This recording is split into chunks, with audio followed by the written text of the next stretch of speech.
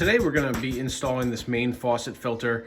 This is made by AO Smith. It's going to go underneath the sink and connect to the cold water and provide filtered water straight out of the tap. Now that I've got this cleared out, I'm going to kind of eyeball where this is going to be mounted. It's going to be mounted on the side here. So I'm going to take the cylinder and the mount, kind of put them up against the wall and see how high we need it.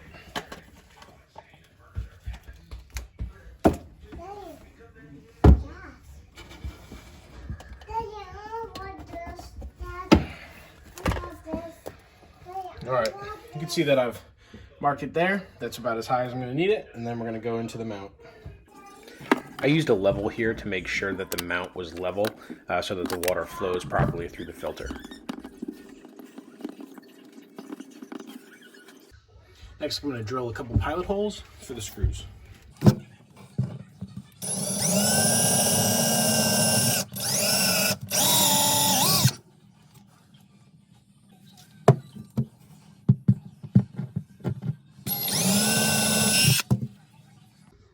Now I'm going to screw in the mounting screws.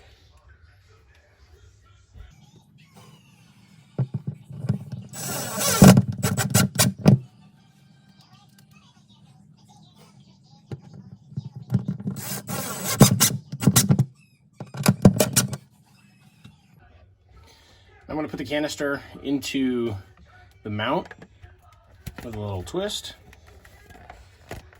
That's locked in place. And now we're going to mount this on those screws.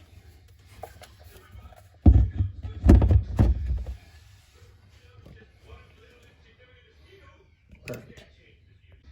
Next, we're going to turn off the water and disconnect the cold water supply.